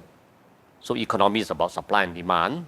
The moment supply is reduced, and if there's a demand there, that will also inevitably affect the selling price of the property. So now in that respect, then we lead to the compulsory, affordable and social agenda which developer need to perform under all those syarat for KM or building plan. Now, that being the case, because all this affordable and social housing already fixed price, the price fixed already, we cannot vary the price. So now, with this build and sell, obviously, there will be this a bit slower in delivering all this, because the developer need to find ways to cross-subsidize this in order for them to make their business viable, the cash flow workable, year after year. Now, the spillover effect to the economy is very straightforward. The moment there's a shrinkage, it's string, the volume of work string, and by the way, the property development industry has a spillover effect of to 160 to 180 other services, SME or service provider. So the consequences is that there will be the reduced amount of work, all these industry, there will be reduced income, job will be affected, and of course, even the corporate tax, which the government is supposed to collect, will also one way or another be implicated. So that is something on the macroeconomy. Now, of course, I think it's it's very good that we lead, because we are in, Malaysia is a very democratic country. We leave it to democracy. That means we give democracy to the purchaser, to the customer to decide. I think that's the best way. And to how to move forward, let the market force decide. Why not go for a parallel system? Build and sell then build, and let them experience it. At the end of the day, the market will dictate what is good for them, BTS or STB. I think that is one very workable solution. Now, of course, having just now I said about the implications of build and sell, in order to incentivize developer to go into build and sell, perhaps a few of these measures can be implemented by the government.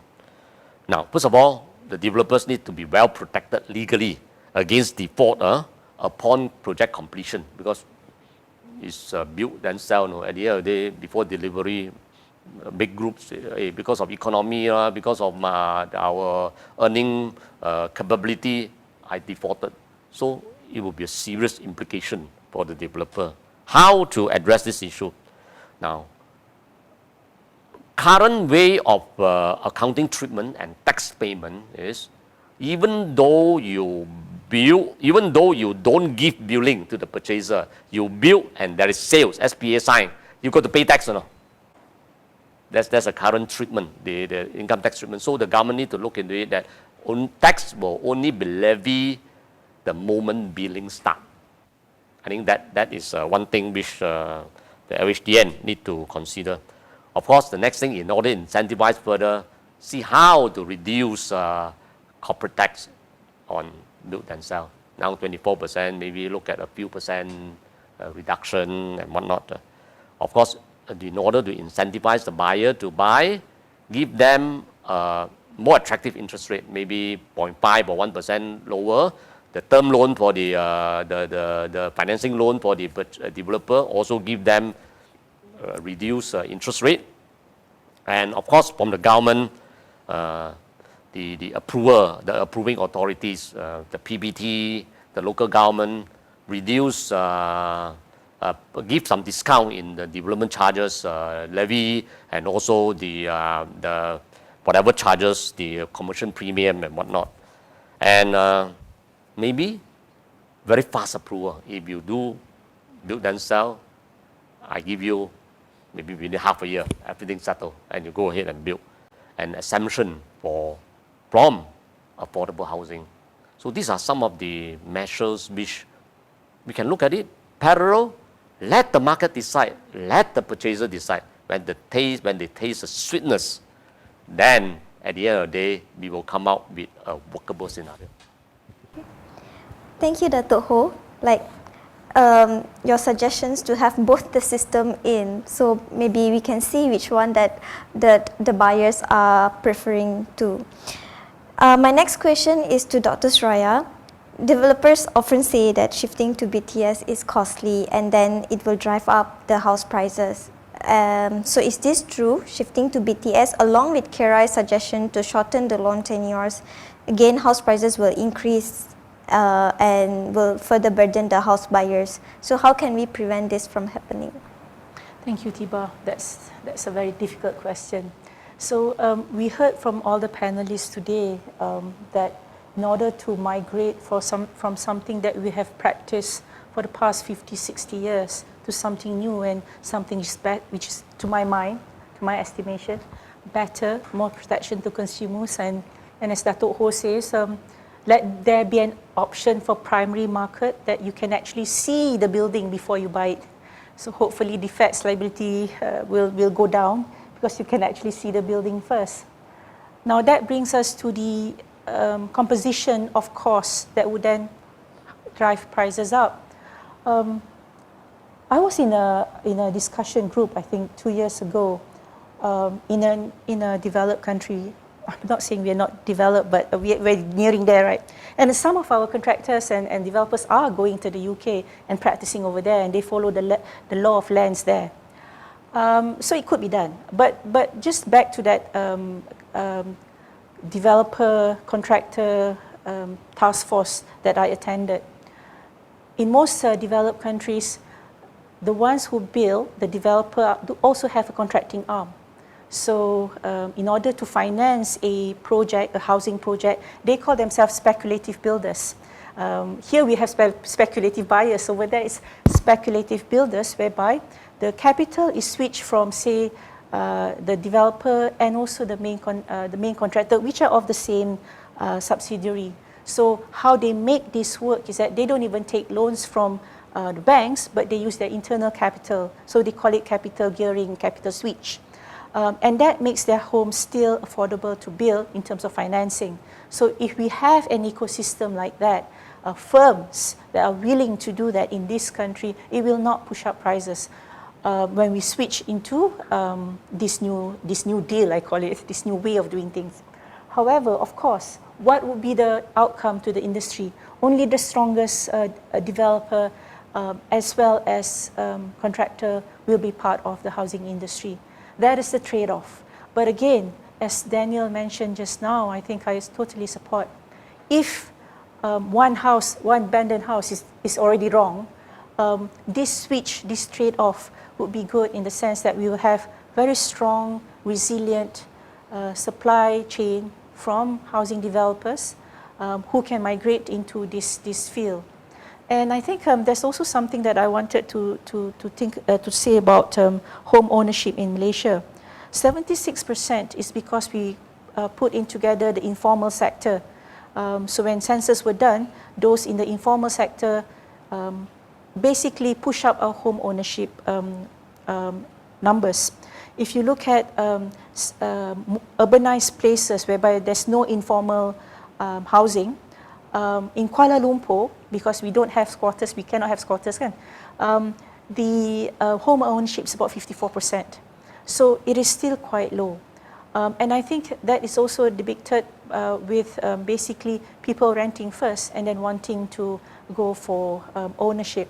But in terms of migrating to this new system, there will be trade-offs, yes. And I think the most resilient players or firms will survive, but not all. Thank you, Dr. Suraya. So it looks like developers are saying that we can have both. We can try with both the system, and you also highlighted the trade-offs that we have to look upon, and also Dato Jaya from the government sector. We will try to see whether we can have the ecosystem developed to facilitate the transition of build and sell system. Thank you, and we will now begin the Q&A session. As a reminder, you can still submit your questions to in the Q&A box, or comment them on the Facebook. So we can. Okay, I'll go on with the first question. In what way Islamic finance can play a role in addressing housing issue? Would the equity or risk sharing in housing development helps this issue? So any takers for this question? Probably Bank Negara. No, I'm not an Islamic finance expert, so not sure if I can credibly comment on that. What I would say is, I think the banking industry is already actively exploring, various forms of Islamic financing. Right, and that would include risk sharing or equity sharing for housing loans. If I'm not mistaken, so far the take-up has not been that good, but don't quote me on that. Right, I think there could be various reasons for that. But yes, definitely, we would be very keen in exploring how Islamic finance could play a role. Can I say something? Yes. There's a lot of greenwashing in Islamic financing. I'm just going to say that now. I mean, risk sharing, Daniel. I mean, when there's abandoned projects, do they risk share? Do they then say that they will give back the loan to us? No. So in Islamic banking, they say they risk share, but in periods of abandonment, they still behave like any conventional banking. So yes, for me, I think it's just greenwashing. Okay, we'll move on to next question from Nadira Ibrahim. Hi, Nadira. And So what are your views on rent-to-own policies? So, yeah, Dato Jaya, since you're talking about rental market, Okay. would you like to answer Rental that? market and rent-to-own policy is two different things. Okay. Rent-to-own is a good idea, but currently the SPA, which has been designed officially in our our Act, Housing Development Act 118, did not encompass on rent-to-own policy, and it's a method of diminishing the rights.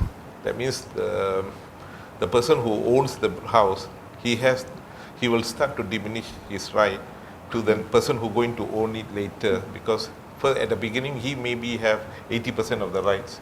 The other party will have 20% of the rights because he only paid 20%. So the moment he start to pay, so the person who actual owner will start to diminish his right, and then the rights move to the person who renting it. And this is basically happens in UK and other countries. But the problem here is we do not have we have crowdfundings and all these things, but we do not have people who willing to buy this house and then transform it into a rent-to-own. So currently it's only a government incentive, and we have few banks participating into it, but it is not not been fully blown, and it's not been like an option created to the market yet. So for us, it's only for program Perumahan Rakyat. There's rent-to-own policy, RTO. But in the banking sector, a few banks have picked it up, and it's only for small. So it's not an option currently as available for the public. Okay, if you can't afford, we can go for it. And second, what Dr. Suraya highlighted, this rent-to-own also will have an element of Sharia compliance into it also, because this is where the house property is already there. But some of the banks which is designing the rent-to-own, they started on sell then build. So then during the construction period, they call it a rental upfront and all this kind of terminology that they are using. So see, creativity is taking place with it. As I said earlier, integrity is the question here. If you start to talk about integrity, then the creativity will start to stop. But we don't, not to say that you should not have a creativity. Creativity a little bit with the integrity, then things will start to work. Okay. Would Daniel like to chip in, because when I did a study on the rent-to-own policies, I found out that in Malaysia we have a few rent-to-own in the Maybank house key schemes as well. But in other countries, when buyers are renting, the renting period, the deposit that they pay or the rental amount that they pay are deducted from the total mortgage they are going to take on later. So they are just locking in the price. But in Maybank house key or other schemes here, it's actually we are just renting first, and then at the 5th year you are signing up a new bank agreement, mortgage agreement with the bank. So our rental that we are paying, the amount is not being deducted. So we end up we are paying more. We are just using rent to own to make sure that we are comfortable with the place that we stay in. So what are the bank's views on the rent to own policy? Well, you have to ask the banks. Right? What I would say is this, right? It's still, I mean, people are still trying various ways, seeing what works. Right, as Dato Jaya said, it's been in place for a few years now. It hasn't really taken off in a big way. I think people are just still trying to find the right formula, right? So I can't speak to a specific bank practice, right? But from what you described, it could be that it's akin to charging an interest-only loan, right? So the amount you pay is less, because really the rental you pay is less, could be because you're not covering any principal at the start, right? And it's only later on when you do decide to convert to buy, then you start paying more, because then you're paying off the principal. It could be that is the thinking, but without scrutinizing a particular practice, I would hesitate to comment definitively. Okay, thank you. The next question from Arkid Afendi: how does the panel reconcile the need for residential real estate as a social need and as an investment asset? Affordable housing and investing in housing leads to conflicting outcomes. So, any takers? Yeah, basically it's individual how he define it. If you're buying a house for your own need, then you won't put a lot of conditions. So you look it as a need. So that's why I said, earlier I said there's an element of need, element of want, but then dreams and then now is lifestyle. So if you are looking at the need, you sacrifice. That means it's a unit. We have to look at it as a unit, family. That means children, husband, wife, everybody look at it unit, and everybody will start to give in certain things, they chip in, so it become a need. So that's where the social need. So for investment, if you flip or you think you want to buy a second house, third house, that is no more a need, that is greed. So you just add in 2 more alphabet, you remove the N and you just add in GR, so it become greed. So the ED, the last three alphabet stays on. So that is a conflicting outcomes. Agreed, I agree to it. So affordable housing, some of them, okay, this is also a manipulation takes place. I have to acknowledge this, because all the database for affordable is state-based, it's not a federal base. So when you do an application, it's only happening at the state level. So if I have a house, I stay in Selangor, so I buy one house in Selangor, then later I move to another state, I declare I'm a Johorian, for an example, and I have a IC number of Johor State. Then I said, I want to buy a house there because I moved to that location. So when you check the system, so there's no integration of database. So when there's no integration of database, then I can again. So we have no actual data. The category which we call B440, or the people who are purchasing affordable houses, do they have more than one house? Secondly, also the affordable housing is question. Sometimes you go and see the affordable housing, the price of the house and the price of the car is parked in the house is more or less the same. So it's questionable. So what we are saying that, or they have improved their lifestyle, but question mark here, what is the period you need to improve your lifestyle? Because currently, Malaysia, we are saying, start to own a house at a young age. Just looking at the source. What is the young age? You start to work at 21 or 18. Overseas, most of them, the affordability to own a house is starting at the age of 38. Malaysia, we are pushing them to own the house at the early stage, 23, 24. Their income is very small. Secondly, most of them have PTPTN loan already. So their life starts with loan. Then you're asked to have a bigger loan. So how you want to calculate? So these are the questions we have to look at it back. Because the banks also look at you, whether you have borrowed a loan, you don't pay, then you do not have, you're not entitled. So rejections takes place also at the beginning stage itself. So the element of giving loan easily is a very dangerous factor. And I just want to quote for you all. There's 3 scenarios happen in Malaysia. Property owned people who works before 1988 has the highest number. They own more than 1 unit. That's the one who's now sponsoring the children to purchase the houses. The second group is before the second crisis, 1998. That group are able to buy. Just now you highlighted in 2013, 2014, the price skew. Because that one nobody touched is the DIBS. DIPS. Developers interest. That means you don't need to put any single money. So you own a house. So that's a risk. See, what is the risk you're showing? That when you don't invest any, you don't put any money, they start to buy everywhere. So they were not actually looking at social need. They were looking at the second ones as an investment asset. So that's where the price is. Then now we have the fourth part actually, where when the COVID came in, price of material went up, salary stagnant. So if you are calculating at 3 medians or whatever, so it won't work already. Because material goes up, price didn't go up. Salary did not move up. And actually, if you study in study, you all use 2010 to as your salary demarcation. If you go back to 1978 demarcation of salary, actually our salary have never moved at all from 78 to now. Because the currency value, depreciation and inflation of the currency at the 78 is higher to compare to what you all use.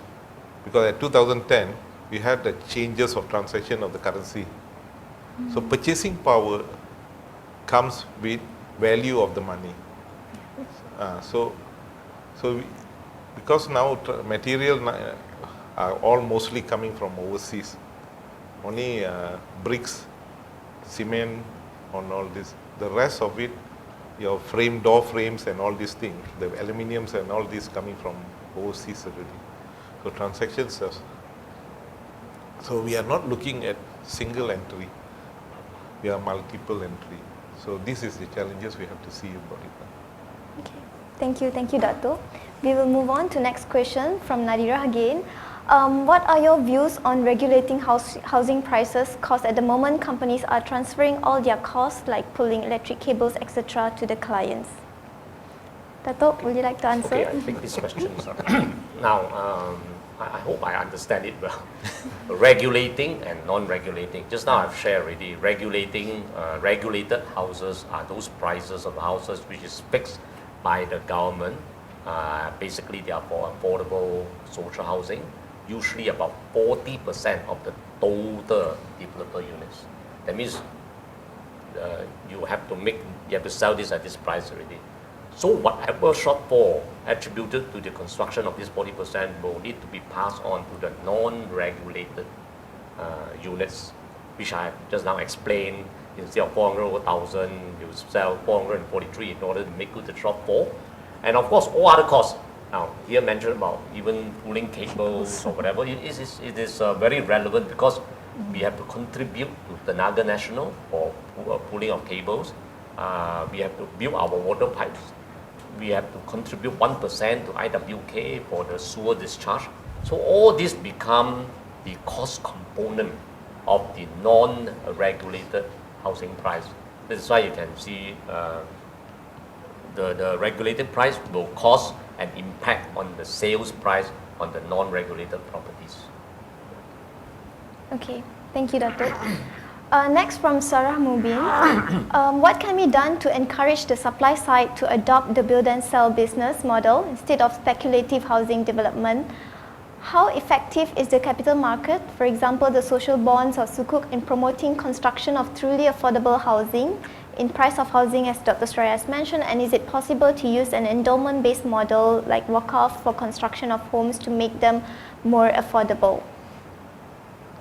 I can take one or two and then maybe the rest. Yeah. So I think for the first question, by the way, speculative housing development, this is basically already build and sell, because then the developers are speculating about the demand of, therefore that is basically the developers already speculating about demand, doing the feasibility study, and then this is the houses that I will build, sudah siap baru I jual. So normally in this sort of scenario, you need money lah. You need money to finance this development. As I mentioned before, normally it's a capital structure. So if you are a real estate developer, at the same time you have a main contractor, it's very easy for you to do switch capital and whatnot. And that's why financialization is an important issue in our study, because if you are only at the parent company and looking at shareholders' values and not that retained profit go into doing more projects, that means basically you need money from outside rather than using your own money and plow back into housing development. So one must really look at the objective or the values of that firm, whether they want to satisfy shareholders' values or then plow back that retained profit into the housing development project, and therefore that would make financing quite affordable for making homes in the end becomes more affordable. Now, how effective is the capital market? I'm not sure, maybe Daniel, but the number 3, endowment-based model, WACAF, I think this is something that has been discussed. I think it will work, but I think KPKT is doing something about it, so yeah. Okay. Actually, number 3 we have already started, and we have came out with the sales and purchase. We don't call it sales and purchase. Currently, the heading is sales and purchase, but underneath we have put a bracket is a lease. We have done it for Penang Project 1. The second one we are working on is on Kedah. Basically, it's a good area because our calculation in 2019, there is about 31,000 hectares of untapped. Because tanah wakaf is ada khusus and umum. So the one we are focusing is umum, not khusus. So the umum, there's about 31,000 hectares untapped. So we have worked with state. Now Penang, we have done it. Now we are moving with Kedah. So if all the states willing to join us, then this is a very prospective area because there's no land cost, zero land cost, because it's a state, it's owned by, it's been donated by somebody for the purpose of peace. So it's a very good thing. So we calculate it can reduce the cost about 20%. So that is one of the things. Okay, how effective is the capital market? Okay, this I'm not sure how the banks works because Denmark practiced this, but not on construction, but on loans for the purchaser. So the loans are done if on the day there's 3 application or 4 application.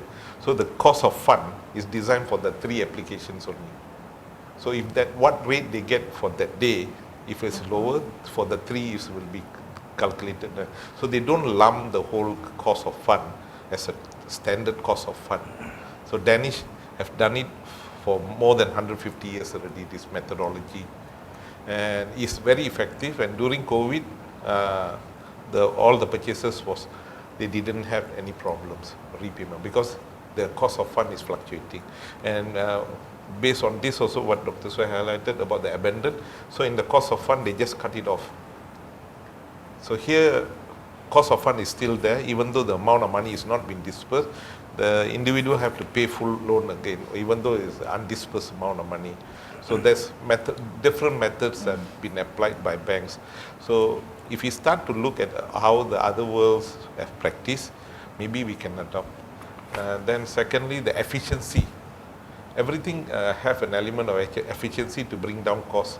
So now we are only talking about constructions, developers. I think bank also have to play a role to increase their efficiency to bring down the interest rate. So if efficiency is created and can bring, because way back in 1997, if you purchase a house about 100,000, that's a fixed rate, interest rate, 7%. So that means whatever and people who took the loan before 97, and when the economic crisis came in 98, when the interest went to 14% and all that, these people was not affected because it was fixed. And another education, I think so, people have to look at it, just going outside a bit from here, is effective rate. Because banks, when they say the loan interest is 4%, 4% is not the actual rate. What is the effective rate? It may be multiplied by 2 and it's 8%. So these are the things, I think transparency must work.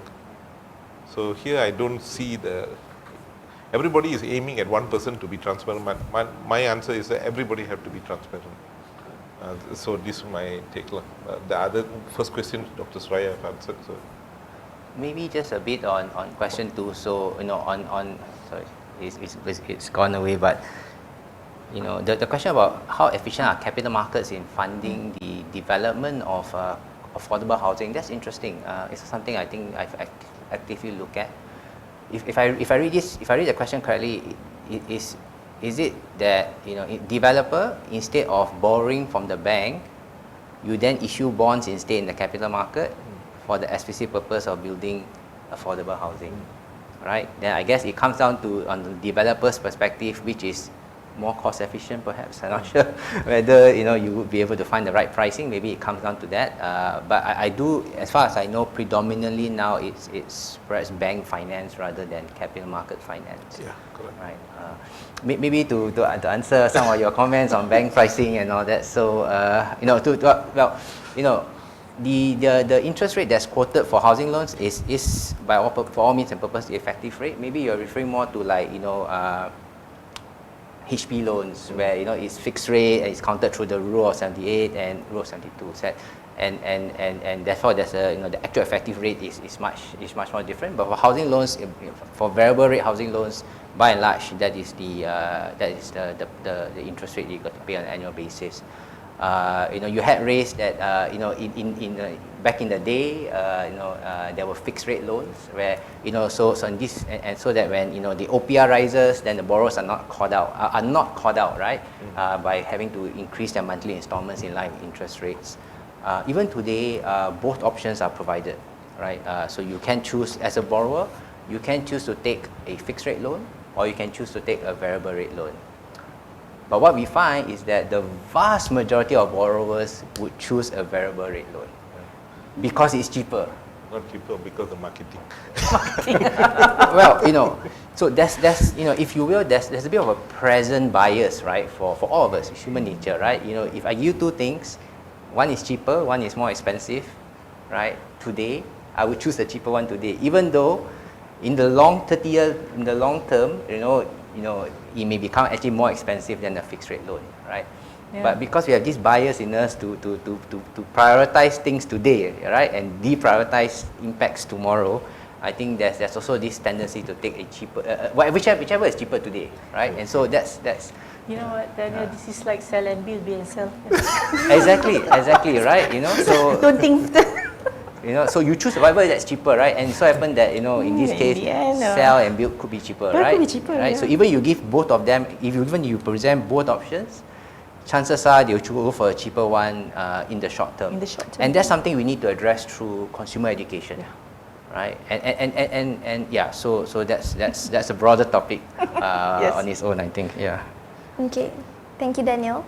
The next question from Izzat: with more people renting instead of buying homes because they can't afford to, what do you think will happen in the future? Won't this make the gap between landlords and tenants even bigger? And how can we make sure that our grandchildren and their children won't end up homeless in the next 50 years like in the USA? So any takers for this question? This is something very, rent to own to rent. This is very depending on where you live. It's a culture, a value system of the people. I look at it for Asians, they still believe in owning the homes. Everyone should have a shelter over their head. However, in the Western country, their way they live their life perhaps will be different. They don't mind, because life is temporary. If the children or grandchildren, they want to rent, just proceed and rent. It become a big business itself already, and they still have a shelter over their head. So, having said that, I won't say it's a right or wrong. See whether which model works for different country, different community, and different race. Actually, idea of renting is the future, because currently people don't like to stay in one place. They like to be nomad. They move around, and job hopping is very frequent in today's culture. They don't stay in one job. Itu kalau you dah baru katakan sekarang. So I'm just sorry, cut. You see, I like that we're discussing this way because if you're young and single, you job hop. But once you have a family, then you have to stay put. That's when you start thinking about. That's why I think it's complementary. Yeah. Renting, lepas tu after a while you can own, but that ownership. This is what I'm a bit sad that he says with more people renting instead of buying because they can't afford to have a home. So that shows a very rapid price escalation in the US lah. But this is something that will not happen to Malaysia, right? In US, different states have different policies. Yes. So similar to Malaysia, but some states now the population is reducing. Some places population is increasing. So Delaware, some places where the population is reducing. So and there they love to move from one state to another state. Here, our element of balik kampung, holiday from north to south, south to north, they don't care. They move.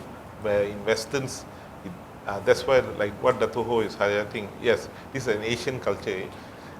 Asian culture, they love to hold to their close knit, but the Western culture, they don't. So if you are looking from Western culture, then it's slightly different. So in Westerns, the owning element, when they start to think about having a house, is where they think, okay, I'm finally settling down already. So then they start to look at owning. So that's where the age of 34, 36, right up to 38 is there where they start to look, okay, this is where I'm putting a settlement. Here, the idea we are imposing to have to own at the early stage, where they are not even settled yet. So that's why, for me personally, I'm looking at it, why not we push that time frame, so that means they will be comfort. So when you are pushing the time frame, the bank loan, I think so now is until 72 years old or 70? 70. So if you move 70, so the idea of 30 years tenor is still there. But we are not educating the people about, if you buy a house for 25 years loan, for an example, you're actually paying for the house is 2.5 price of the house. Oh yes, 2 times of the thing. Yeah. So if you sell the house, dispose the house at that time, not including depreciation, inflation. Depreciation and inflation, two different things already, of the currencies and all these things. You can't, the value of the house which you sell is no more profit. But everybody loves to say, I sold the house for profit. No. I'm just wondering, did he calculated the cost of owning the house, cost of opportunity loss and everything? Maintenance. So no, that's another thing. Because it's 25 years or 30, sometimes it's, and then you effective total is 2.5 times kan. So sometimes at the 20th or even 18th year, you want to sell, there's a gap. There's a gap in what you can have. So itu yang jadi underwater mortgage tu. So these are some of the things that we feel we should have a look lah. Sorry, we're going away from this. Yes. Okay. It's a very interesting topic, that one. Yeah. Okay, we will move on to the next question by Fadil. I believe this is for you, Dr. Suraya, because before that he has mentioned questions to Dr. Suraya. Affordable housing seems to be a glorified word when developers are promoting their proposed development, whereby there are many parameters and factors that are attached to it, which may not really represent the word. What are your thoughts about this? See, sometimes government pun problem tau. Sorry. Kan, KPKT kan. You see, when you buat rumah kan, I mean, I understand where he's coming from. Because I was also talking to Datuk Ho about this. You see, I was looking at a interview with Melissa and YB Hanayo. We were talking about only in gated communities you have swimming pools now. Ni swimming pool ni datang dari mana sebenarnya requirement for swimming pool ni? Sometimes lifestyle. Sometimes kan, when you people just want to have a house, let the public swimming pool ni bagilah local council buat and local council maintain. Why do you want to put it still in medium cost apartment, which doesn't make it affordable? Tu satu. Nombor dua, in KRI, for ni Professor ni Fadil ni, Professor Fadil.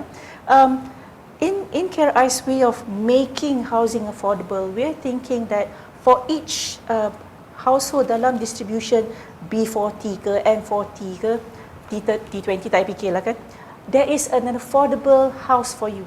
So that's the real term of it. So sometimes when we have a range yang start just 300, ni pun tak betul, because it's supposed to follow the distribution of income of household.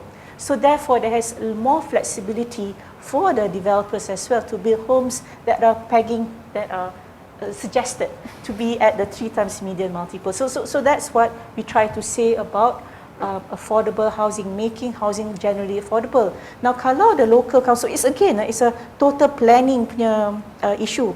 If you start putting amenities yang, you must have a swimming pool, sauna, main tenis, bukan tenis, selalu dia ada ni, squash court, and gym, this creates that more expensive things to maintenance. So I don't think this should be something that we should really be looking at. Okay, thank you, Dr. Suraya. So next question from the anonymous attendee: how much does bureaucracy meeting with various government departments impact in housing prices? Dato Ho. Wow, this is a very sensitive question. The word bureaucracy is very serious. Well, I won't use the word bureaucracy because feedback from my members and I myself, actually government department approval, it's not their own sets of procedures, it's about certain ACTA. They have to be very ACTA compliant. And if they don't, when the Jabatan Audit Negara go and audit them, they find non-conformance to be a problem. So they are performing their task based on certain SOP, which is within the Act, and that's why the time taken sometimes perhaps a little bit longer. Now, for me to say that this is, the impact certainly is because it's a timing. Say for example, if a project, if I get it approved within half a year compared with 1 year, certainly the half year interest charges, interest expense, I need to put input into the cost of the house already. So that is my answer to that. Yeah. Okay. Actually, we have past 12, but if the panelists are okay, we can take in few more questions to continue. Oh, okay. Or maybe 2 more questions, then we can end the session. So we can move on to another question from anonymous attendee. In Thailand, collective housing, also known as community-based or cooperative housing, allows residents to collectively manage and maintain their living spaces. This approach has proven effective in addressing housing issues for low-income and vulnerable communities. Is the Malaysian government willing to support victimized home buyers who wish to adopt this concept to save their abandoned home? This question is from a Facebook user. Okay. Basically, actually, we are now amending the 757, the Strata Management Act, and we are actually looking at this idea. We want to coin it, that means to see whether all the sales purchase agreement people, whether they have transferred the property, have they done the MOT or not, but let them manage it by themselves. So we are looking at this concept, this community-based, or we didn't use the word cooperative housing, but community-based, this one, we are looking at it. Okay, the second part, the amendment of the 118 we are doing now, we are trying to see how to make sure any housing project abandoned, the purchaser will have their rights because they are unsecured creditors. So we are really working on it, and they want to come as a community base to rebuild their houses. We are supporting the idea, and currently also we are working because some of the purchasers say they have the contractors, they want to appoint the contractors and then start to work on it. So we are actually supporting it. So these 2 ideas, we as a government, we are positively accept it. Okay, good to know that, Dato Jaya. So our last question will be from Dato Surveyor John Low. The quality of homes to last 50 years, how true is that developers have tried to shift the responsibility to the contractors? Is it possible to make it more stringent for one to secure a developer's license to prevent and reduce abandonment? I believe this question is to Dato Ho. A second. Quality, so at least sustain 50 years now. You're saying quality is bad now. I don't think so. The developer is shifting the responsibility to the developer because the sales and purchase agreement is signed between the purchasers and the developer. So we are liable. Of course, the time period of it, we have to maybe refer to other ACTA or whatever in order for the buyers to be protected, or on the developers how they to be protected. I think this should be fine. It's well documented and it's well protected, I would say, and developer license to prevent and reduce abandonment. Wow, and this is an issue which REHDA is always in discussion with KPKT, Dato Jaya's side. As far as REHDA is concerned, our stand is very clear. We want to see zero abandoned housing, and we would like to offer our advice or our assistance together working with KPKT and see how to minimize, if not zero rise, this social issue in the country. Okay. Thank you, Dato Ho. I guess it's time to conclude. We apologize for not being able to answer all your questions, but rest assured we do read them and we value your feedback in furthering our discussion. We can keep those questions for our next discussion. And I thank all our panelists for joining us today and also sharing your remarks and perspectives. On behalf of KRI, thank you for participating in this webinar. If you like discussion on pressing issues of the nation, we invite you to follow KRI on all our social media platforms. Here's the QR code to access our report for your reading pleasure. Thank you for joining us and have a great day.